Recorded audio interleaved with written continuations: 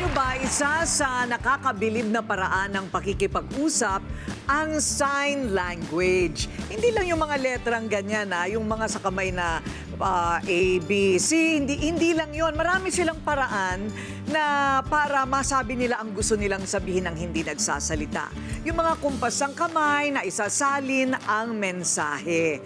At ang damdamin, kaya marami ang humanga sa 5 years old na bata nang mag-viral sa husay niyang mag-sign language. Talaga namang certified Baby Bibo!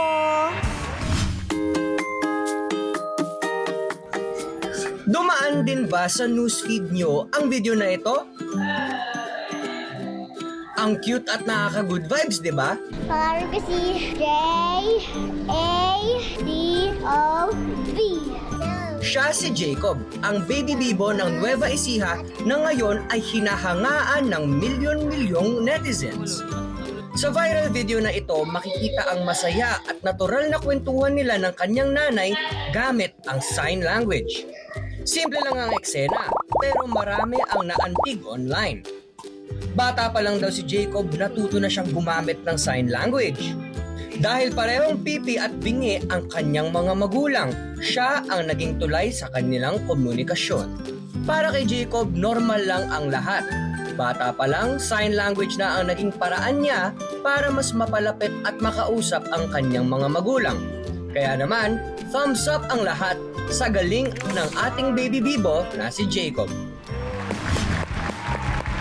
Please welcome Baby Bibo, Jacob Tinawin and Tita Karen Tinawin. Hello po. Hello! Hello, good morning po. Jacob! Morning! Good morning! Jacob, ilang taon ka na? 5. 5. Sigurado ka? Totoo? Aba. Aba! So ang balita ko, ang galing-galing mong mag-sign language. Totoo ba yon? Aba. Oo, talaga? Bakit? Bakit ang galing mo mag-sign language? Ikaka kasi, yung mama papa ko naturunan sila ng sign language ako eh. Tinuruan ka nila. Aba, kasi wala siya nadinig.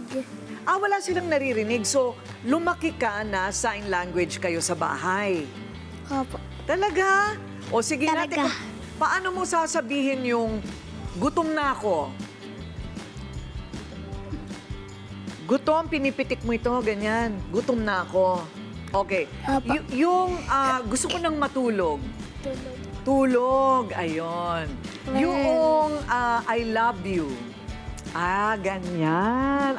Di ba? Ang galing. So, hindi ka ba nahirapan noong lumalaki ka na hindi ka nila naririnig? Hindi ka naman nahirapan? Mama, konti lang nahihirapan ko. Sa mama mo?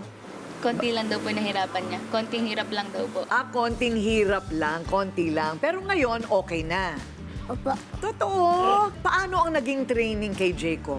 Ang naging training po kay Jacob is growing up po kasi talagang ang kasama niya sa room is yung mother niya, yung father niya, at saka ako po.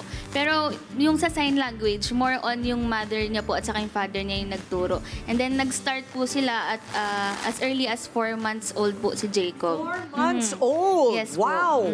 Paano na, ano yung ituturo mo naman sa 4 months old na sign language? Kasi po ang medyo naging struggle po kasi nila kapag umiiyak si Jacob dahil halimbawa nagugutom, ganyan. So, ang ginawa po ng mother niya para mas makapag-communicate sila, pagka nagugutom si Jacob, umiiyak, tinuruan siya mag-sign paano po humingi ng gatas. Jacob, pag gusto mo uminom ng milk, anong gagawin mo? Ganyan. Wow, ang galing mo naman.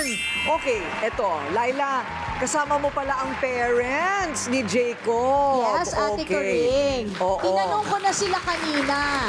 Nag-sign language kami. Ang pangalan ay si Ate Jonalyn and si Kuya Rico. Wow, Tapos ang Ate galing. Coring, si Sir, siya yung taga-sign language natin sa news. Sa news siya yun. Oo. Ayun, ang galing naman. Oo nga. O, teka muna. Eto, si Jacob. Ano ang pwede mo ituro sa akin? Pwede yung mga number? 1, 2, 3, 4, 5, 6, 7, 8, 9, 10. 10. Totoo, ang galing naman. Kaya mo ba yung handa na ba kayo? Are you ready? Ganon. Handa na ba kayo? Ayun. Ang galing naman, ano? Pagpalakpak, Ate Kuri. Ang palakpak nila ganon. Okay. Wow! Nakakatuwa naman na may ganitong sitwasyon na ang dalawang magulang na hindi nakakarinig makakapagpalaki ng bata tulad ni Jacob, ano? O, binigyan na kita ng regalo kanina, ha? Opo. Okay? O, so ngayon, Thank kiss you. na lang ang gusto ko. Kiss, kiss, kiss. Ayan. Wow! Nakakahanga po talagang pagpapalagi kay Jacob. Sana gaya niya, lahat ng mga bata lumaking mapagmahal na anak.